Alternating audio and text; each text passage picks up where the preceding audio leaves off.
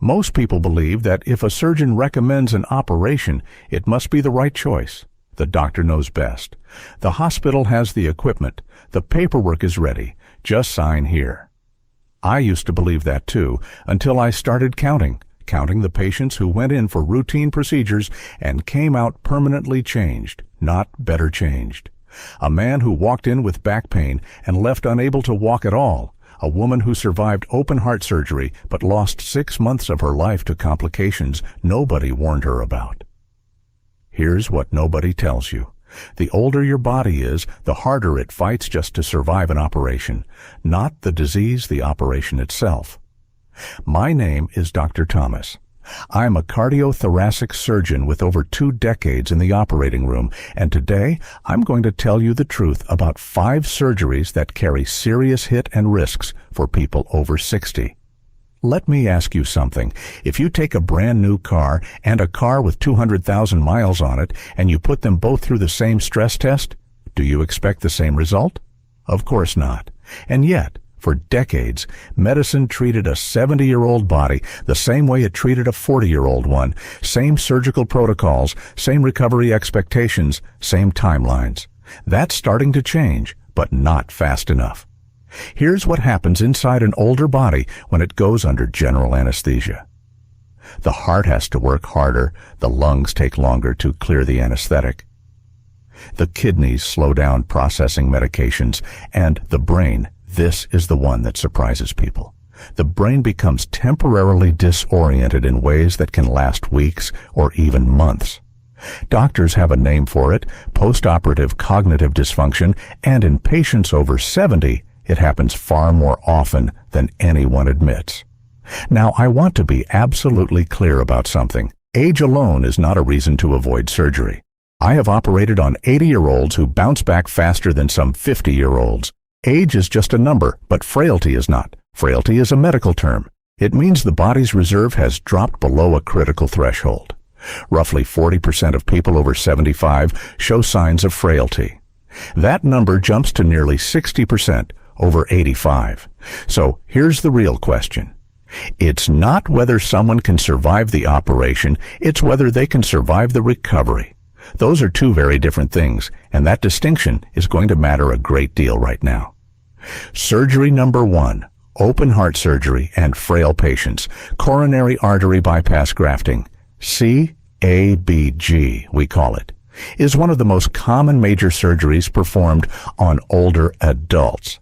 The idea is simple. Your arteries are blocked. We reroute the blood flow, and for the right patient, it works beautifully. But here's what the brochure doesn't show you. Open heart surgery requires stopping your heart completely. We put you on a bypass machine, a device that does the work of your heart and lungs while we operate. For a 60-year-old in good shape, that's manageable for a 78-year-old with kidney disease, mild diabetes, and cognitive decline. That bypass machine is a serious assault on every organ in the body simultaneously. Studies show that in frail elderly patients, open heart surgery carries a 30 to 40% risk of major complications, stroke, kidney failure, prolonged confusion, extended time on a ventilator. And here's something that stops people cold. Up to 15% of high-risk elderly patients do not survive the first 30 days after this surgery.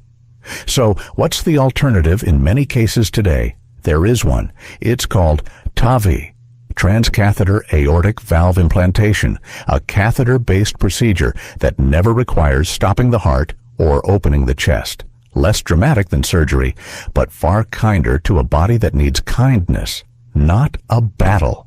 Does this mean you should refuse heart surgery? Absolutely not. It means you should ask your surgeon one question: am I a candidate for a less invasive approach? That question alone could change everything. Surgery number 2, aggressive spinal surgery. Back pain in your 60s and 70s is almost universal. I don't know a single patient over 70 who hasn't mentioned their back. And the solution that gets offered more and more often is spinal surgery, fusions, multi-level decompressions, hardware inserted up and down the spine. Now, I need you to hear this clearly. Some spinal surgeries are absolutely necessary, no question, a spinal cord being actively compressed, causing loss of bladder control or paralysis that needs surgical intervention immediately. But elective spinal fusion for chronic back pain in an elderly patient, the evidence is genuinely troubling.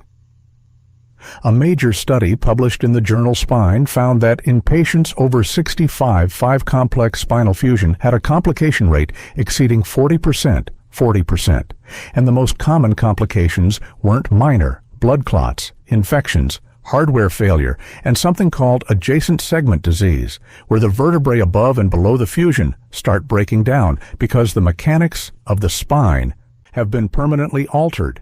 The hardware holds one section rigid, and the rest absorbs the price. And here's what frustrates me most. The pain relief studies show that for many elderly patients with degenerative spine disease, aggressive surgery provides no better long-term pain relief than physical therapy, and targeted injections no better, but with dramatically higher risk.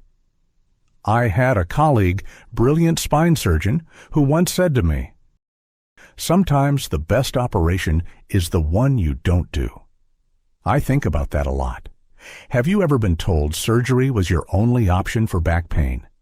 Write that in the comments. I want to know how many of you have heard those exact words. Surgery number 3, major cancer, resections. This one is the hardest to talk about because when someone hears the word cancer, the instinct is immediate and powerful. Cut it out. Remove it. Get rid of it. And I understand that completely. I will feel the same way. But here is what 2 decades in surgery has taught me.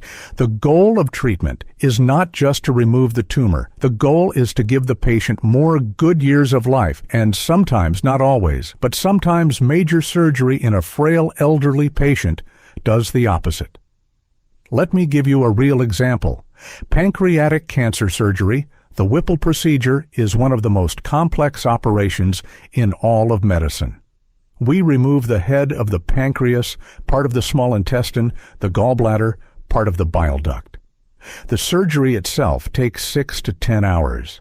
In younger, healthy patients, it can be life-saving. In an 80-year-old with heart disease and reduced kidney function, the surgery may technically succeed.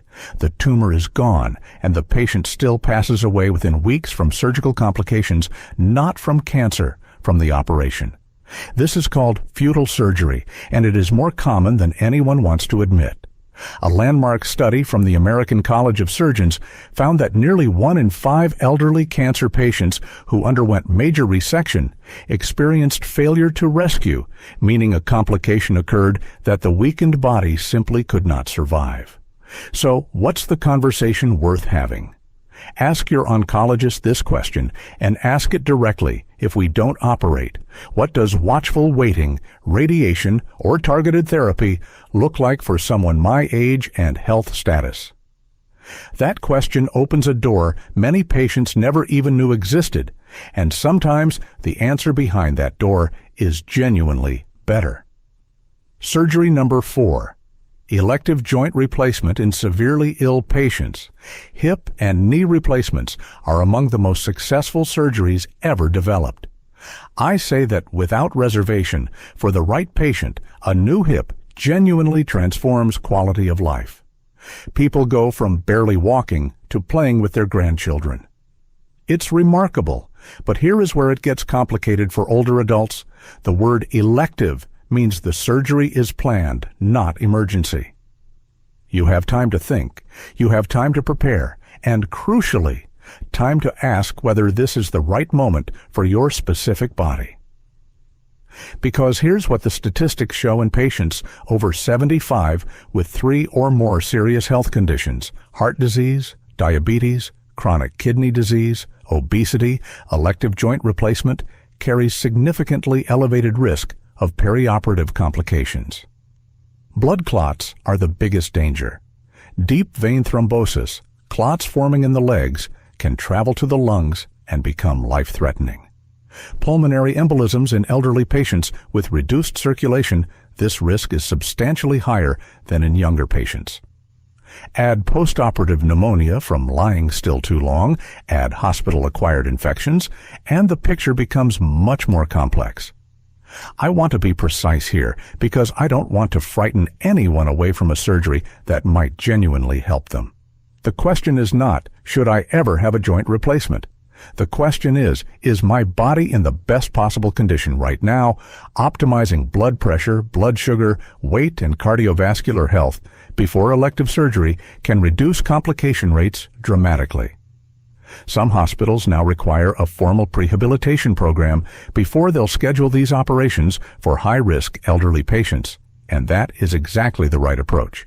Has your doctor ever discussed prehabilitation with you before a planned surgery? Most people have never even heard that word, and they absolutely should. Surgery number 5, emergency abdominal surgery. Now I need to pause here for a moment, because this one is different from the others. You don't choose emergency surgery. It chooses you a perforated bowel, a ruptured appendix, internal bleeding. These situations don't wait for a calm conversation in an office. But here's why it belongs on this list. Knowing the risks in advance before the emergency happens changes how families make decisions in those terrifying moments.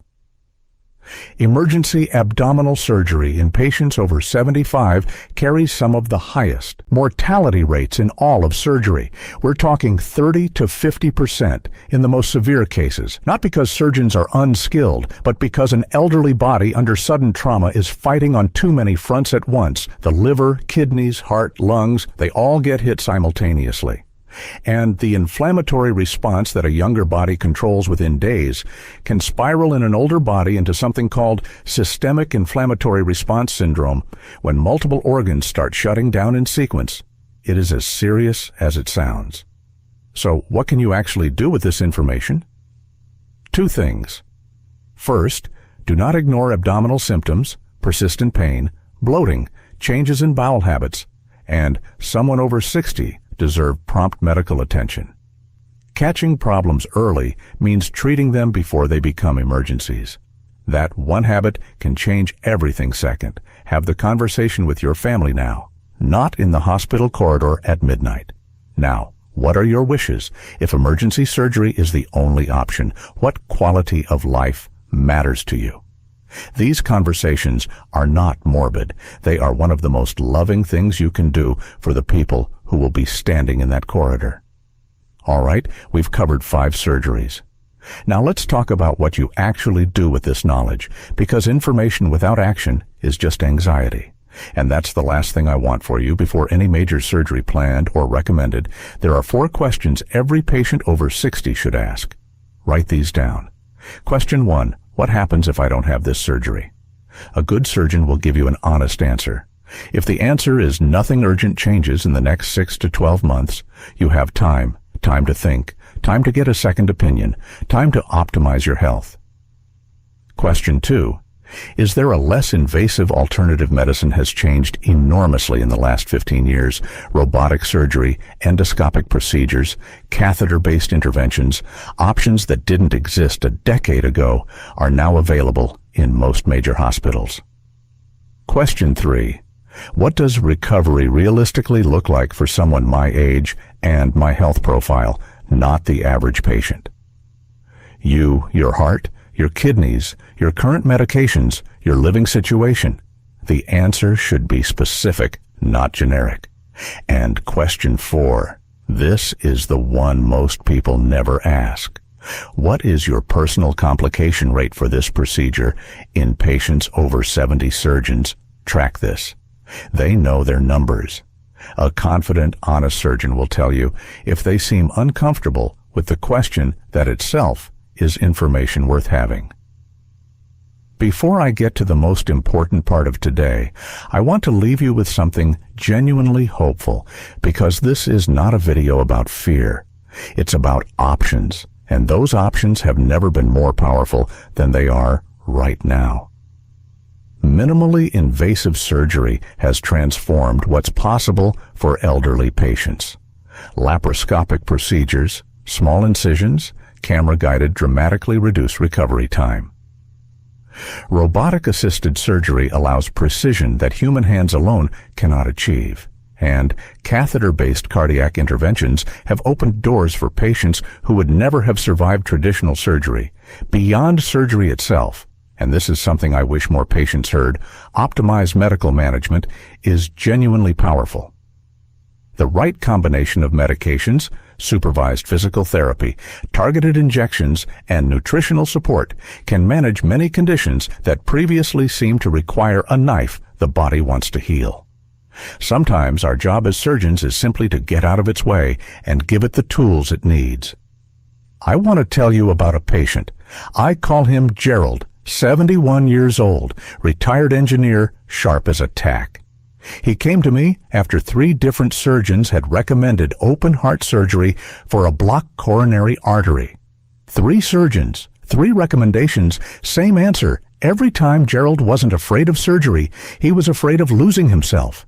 He'd watched his wife go through a major operation 2 years earlier and come out confused, exhausted, and never quite the same. He told me, Dr. Thomas, she went in as my wife and came out, is someone I had to take care of. That sentence has stayed with me ever since. When I reviewed Gerald's full profile, his kidney function, his frailty score, his cognitive baseline, I sat down with him for 40 minutes, not 1,540, and I told him the truth. Surgery was an option, but so was an aggressive medication protocol combined with cardiac rehabilitation. The data for his specific profile showed comparable 5-year outcomes between the 2 approaches. He chose the non-surgical path that was 4 years ago. Last month, he sent me a photograph he's standing at the top of a hiking trail in Colorado with his 2 granddaughters, both taller than him now, grinning like he won the lottery. Here is what I need you to understand. This is the single most important thing I will say today. A surgical recommendation is not a verdict. It is the beginning of a conversation. You are not a passive recipient of medical decisions. You are an active participant in your own care. The moment you walk into a surgeon's office, you have the right to ask every hard question, to request every alternative, and to take every day you need.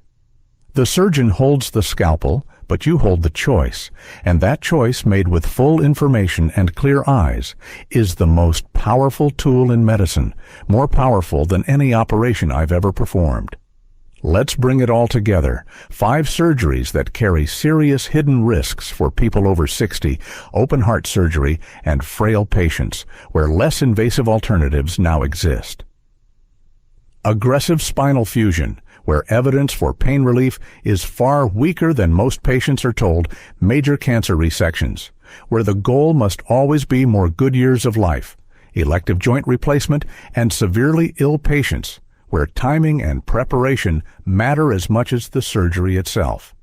And emergency abdominal surgery, where the best protection is catching problems early and having honest conversations with your family.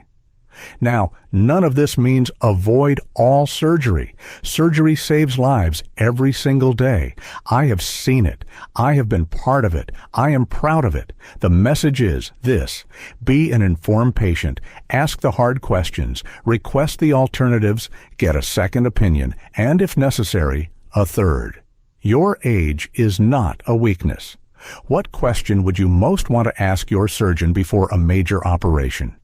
Tell me in the comments. I read every single one, and if this video helped you or someone you love think more clearly about a surgical decision, share it. That one share might be the most important thing you do today. Take care of yourselves. Stay curious. Keep advocating for your own health. You deserve a surgeon who explains everything and a medical team that treats you as a partner. And one last thing, everything I've shared today is general medical information based on published research and clinical experience. Every person's situation is unique. Before making any decision about surgery or treatment, please have a full, honest conversation with your own doctor or specialist. They know your history, they know your body, and that conversation, informed, direct, and unhurried, is exactly where good medicine begins.